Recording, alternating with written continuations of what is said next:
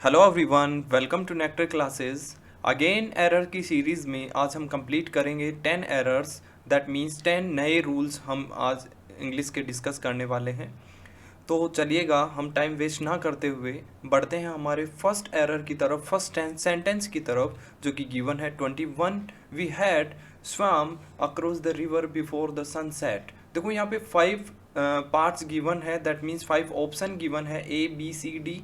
किसी में भी ऑप्शन में एरर हो सकता है, हमें पता करना है। देखो यहाँ पे 21 में जो गिवन एरर है वो रिलेटेड है किससे, टेंस या वर्ब से गिवन है। देखो यहाँ पे क्या गिवन है, नॉर्मली हमें पता है, बचपन से पढ़ते हुए आ रहे हैं, हैज हैव हैड, ये ऐसे हैं, हैज हैव हैड। ये इस तरीके की क्या है, हेल्पिंग वर्ड, जिनके बाद हमेशा मेन वर्ब क्या आती है, थर्ड फॉर्मेट में आती है। जैसा कि यहाँ पे देखो स्विम का सेकंड फॉर्म गिवन है। कैसा फॉर्म गिवन है, सेकंड फॉर्म। बट आना क्या चाहिए, हेड के जस्ट बाद में आना चाहिए क्या, वी थर्ड आना चाहिए। दैट मीन्स क्या हो जाएगा, स्वम। क्या आ जाएगा, स्वम। ये स्विम का थर्ड फॉर्म है, स्वम। ठीक है, SWUM, इस तरीके से रहेगा। तो एरर कौन से वाले पार्ट में हो जाएगा, ए वाले पार्ट में हो जाएगा। नेक्स्ट एरर की तरफ बढ़ते हैं, नेक्स्ट सेंटेंस की तरफ बढ़ते हैं। 22 Madhuri is more prettier than her sister. देखो मैंने पहले भी इस टाइप का क्वेश्चन पहले भी आपको करवाया है, इससे रिलेटेड प्रॉब्लम आपको पहले भी करवाया है। जैसा कि माधुरी यहाँ पे सब्जेक्ट है। देखो ये किस तरीके की प्रॉब्लम मैंने बताया था आपको, डबल कंपेरेटिव। देखो पहले भी ये क्वेश्चन आ चुका है इस तरीके का, इसी से रिलेटेड।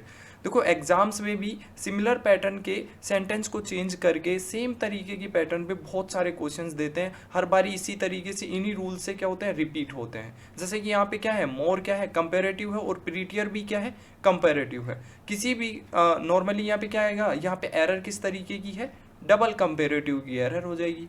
तो यहाँ पे क्या हो जाएगा, ये इस मोर को यहाँ से क्या करना पड़ेगा, रिमूव करना पड़ेगा। तो एरर कौन से वाले पार्ट में हो जाएगी, पार्ट बी में। नेक्स्ट 23 की तरफ चलते हैं।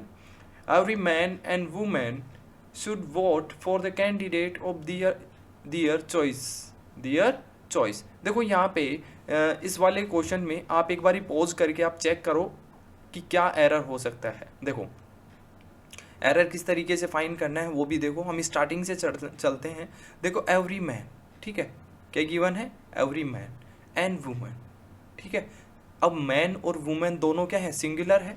देखो यहाँ पे मैन क्या है, सिंगुलर है। देखो सिंगुलर फॉर्मेट MAN होता है, और प्लूरल फॉर्मेट क्या होता है, MEN होता है। यहाँ भी देख लो, सिंगुलर वुमेन गिवन है, दैट मीन्स इसका प्लूरल फॉर्मेट क्या बनेगा, WOMEN। समझ पा रहे हैं। तो इसका मतलब क्या हो गया, एवरी से कभी भी इस तरीके से नाउन को अगर ऐड करके देता है तो वो किस में काउंट होता है, हमेशा सिंगुलर में काउंट होता है। बात समझ पा रहे हो, एवरी से अगर किसी भी नाउन को जोड़ा गया है, दैट मीन्स वो किस में काउंट होगा, सिंगुलर में काउंट होगा। बात समझ पा रहे हो। देखो उसके लिए क्या गिवन है, पास्ट का टर्म गिवन है, should vote for the candidate of their choice. देखो यहाँ पे एरर है, देखो कैसे।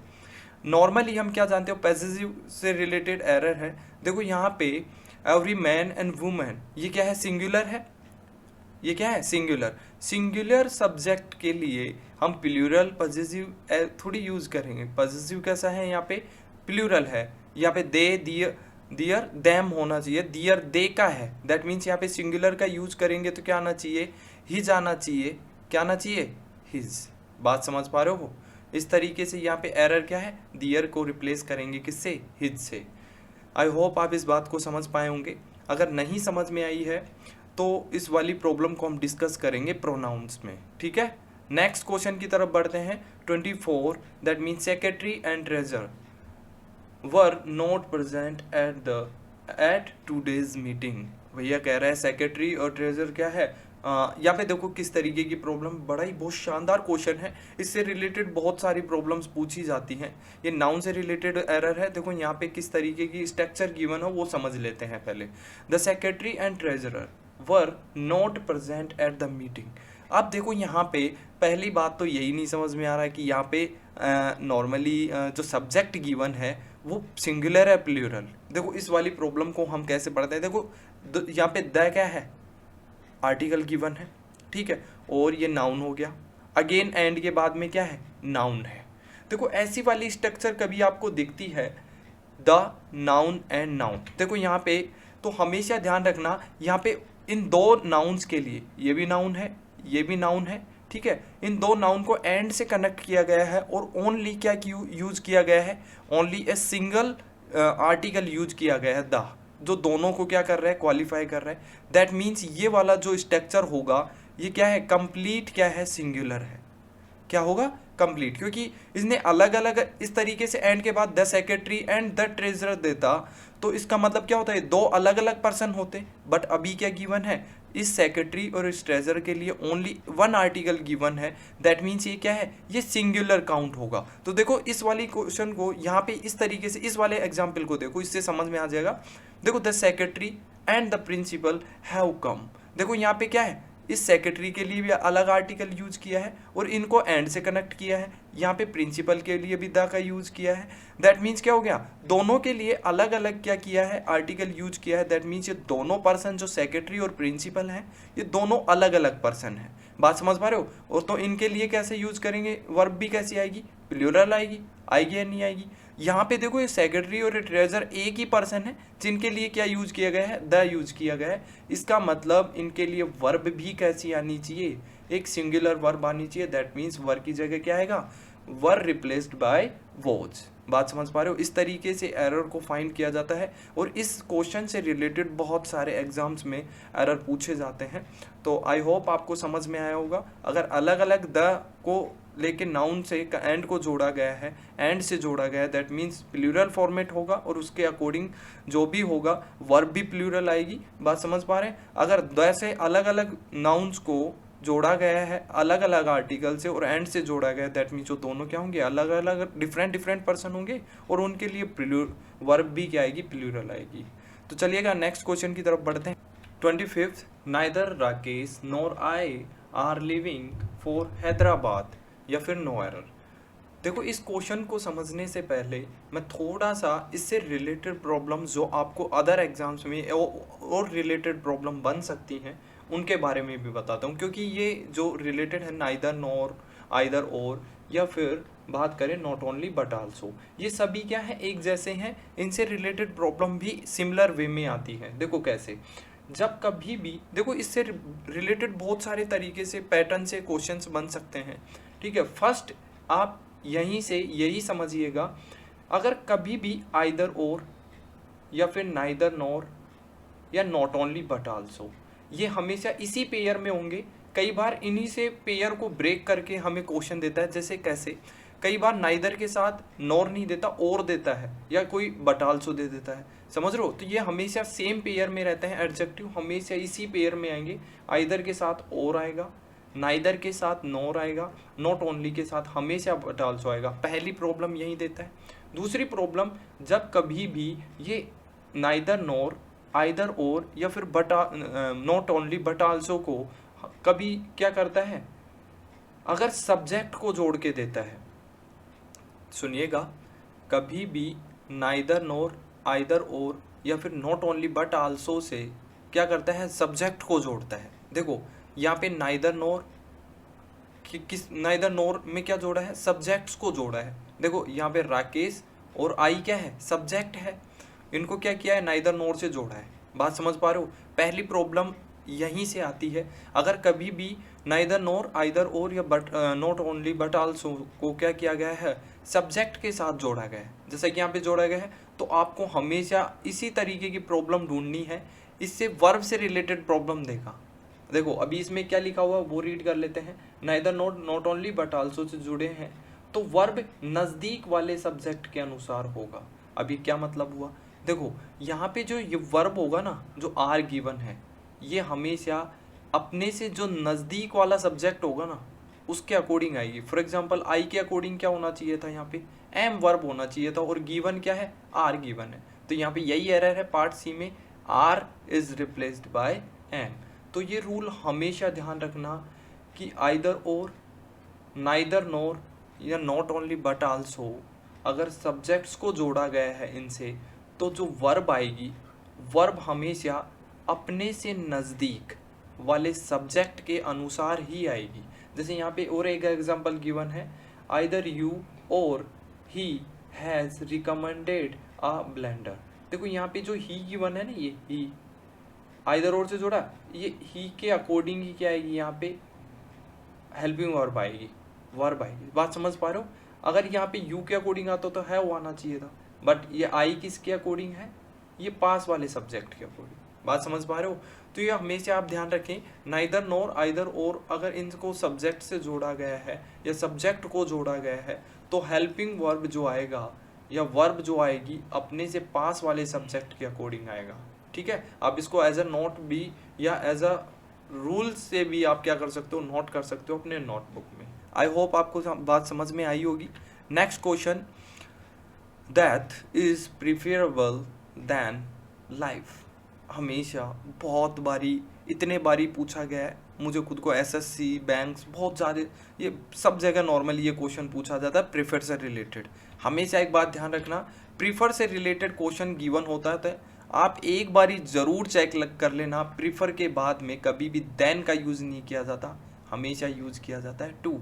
तो यहाँ से क्या करना होगा, देन को हटाना है और क्या लगाना है, टू का यूज करना है। प्रीफर हमेशा जो प्रीपोजिशन लेता है वो क्या लेता है, टू लेता है। हमेशा ध्यान रखें, ये इससे प्रीफर से रिलेटेड प्रॉब्लम अगर गिवन होगा तो देन को रिप्लेस कर देना टू से, या कोई अदर प्रीपोजिशन गिवन होगा उसको रिप्लेस करना है आपको टू से। आई होप आपको बात समझ में आई होगी। 27, Ramu closely resemble to his father not only in physical feature but also in habit. देखो नॉट ओनली बट ऑल्सो से गिवन है। अब देखो नॉट ओनली बट ऑल्सो को इस बारी सब्जेक्ट को नहीं ऐड किया है, नोट सब्जेक्ट से नहीं जोड़ा, इस बारी इन फिजिकल, इन हैबिट। हमेशा ये पैरेलल फॉर्मेट में चलती हैं, इस तरीके की रिलेटेड भी आपको प्रॉब्लम मैं आगे करवाने वाला हूँ, तो धीरे धीरे बात समझ में आ जाएगी। एक तो प्रॉब्लम होगी सब्जेक्ट्स को जोड़ता है तो वर्ब से रिलेटेड प्रॉब्लम। सेकंड देखो, हमेशा not only but also, either or, neither nor, ये जो हैं ये तीनों पैरेलल फॉर्मेट में चलती हैं। फॉर एग्जांपल पैरेलल फॉर्मेट का मतलब ये होता है कि जैसे यहाँ पे नॉट ओनली के बाद जो स्ट्रक्चर आई है वही बट आल्सो के बाद होनी चाहिए। जैसे नॉट ओनली के बाद क्या है, physical, in physical, that means but also के लास्ट में भी क्या है, सेम पैरेलल में इन हैबिट्स। इस तरीके से पैरेलल फॉर्मेट में चलता है, तो इसका मतलब ये वाली प्रॉब्लम तो इसमें नहीं है। तो देखो यहाँ पे प्रॉब्लम है बी पार्ट में। देखो रिजेंबल जो है एक इंट्रांजिटिव वर्ब है। देखो ये थोड़ा सा कॉम्प्लिकेट होगा आपके लिए समझना कि ट्रांजिटिव और इंट्रांजिटिव वर्ब्स क्या होती हैं। अभी मैं यहाँ पे ट्रांजिटिव और इंट्रांजिटिव के बारे में बात नहीं करूँगा क्योंकि ये वीडियो लंबा हो जाएगा। मैं अलग से वीडियो बनाऊंगा ट्रांजिटिव वर्ब और इंट्रांजिटिव वर्ब्स क्या होती हैं। तो देखो यहाँ पे अभी इतना समझ लो कि रिजेंबल क्या है, एक इंट्रांजिटिव वर्ब है, ट्रांजिटिव वर्ब। ठीक है, इंट्रांजिटिव वर्ब कभी भी प्रीपोजिशन नहीं लेता है। क्या नहीं लेता, प्रीपोजिशन नहीं लेता। ट्रांजिटिव वर्ब के बाद हमेशा क्या आएगा, डायरेक्ट क्या आएगा, वर्ब आएगा, ओ सॉरी ऑब्जेक्ट आएगा। क्या आएगा, ऑब्जेक्ट। क्या आएगा, ऑब्जेक्ट। हमेशा इंट्रांजिटिव वर्ब के बाद डायरेक्ट क्या आता है, ऑब्जेक्ट आता है। मिड में कोई भी प्रीपोजिशन यूज नहीं किया जाता, जैसा कि यहाँ पे रिजेंबल के बाद में प्रीपोजिशन टू यूज किया गया है, जो कि बिल्कुल गलत है। रिजेंबल एक इंट्रांजिटिव वर्ब है जिसके बाद डायरेक्ट ऑब्जेक्ट आएगा, हिज फादर। रिजेंबल के बाद क्या आना चाहिए, हिज फादर आएगा। सब बात समझ पा रहे हो? तो अभी के लिए इतना ध्यान रखने लिए, रिजेंबल कभी भी टू यूज नहीं करते, रिजेंबल टू कुछ नहीं होता, क्योंकि रिजेंबल एक इंट्रांजिटिव वर्ब है और इंट्रांजिटिव वर्ब कभी भी प्रीपोजिशन का यूज नहीं होता, इसके बाद डायरेक्ट ऑब्जेक्ट आएगा। नेक्स्ट क्वेश्चन की तरफ बढ़ते हैं। After he had read the 2 first chapter of the novel he felt like reading the book at one sitting. ठीक है, देखो क्या कह रहा है इस क्वेश्चन में। देखो प्रॉब्लम है एडजेक्टिव से, ये प्रॉब्लम भी कहाँ से है, एडजेक्टिव से है। समझिएगा कैसे। देखो यहाँ पे दो तरीके के एडजेक्टिव होते हैं, एक ऑर्डिनल एडजेक्टिव और कार्डिनल, दो तरीके के हैं।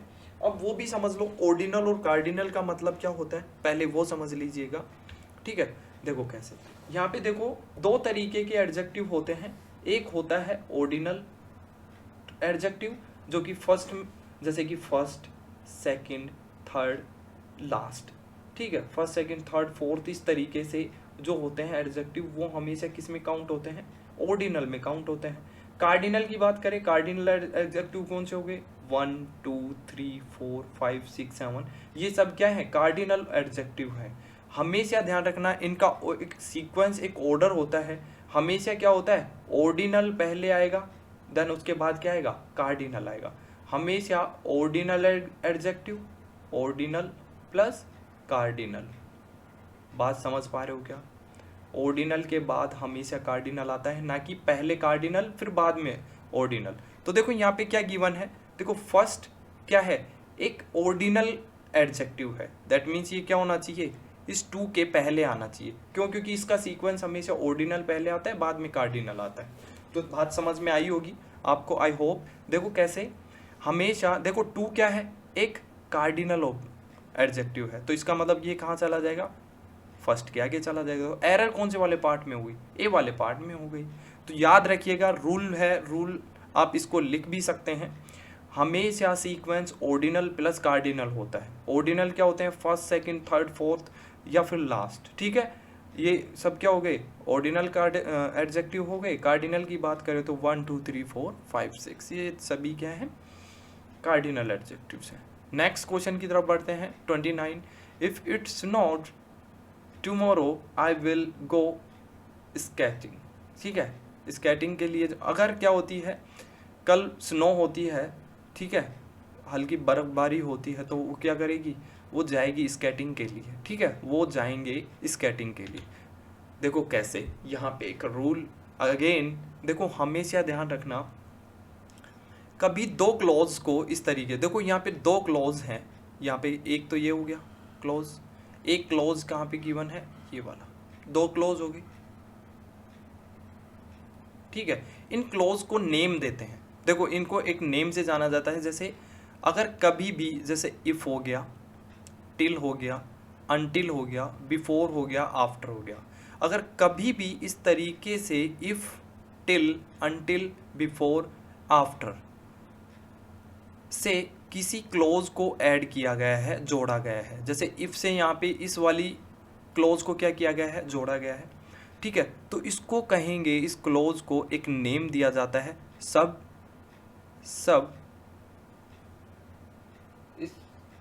सबऑर्ड, अगर तो इसको एक नेम देंगे और वो क्या देंगे, सब ऑर्डिनल, क्या देंगे, ये कौन सा क्लोज है, सब ऑर्डिनल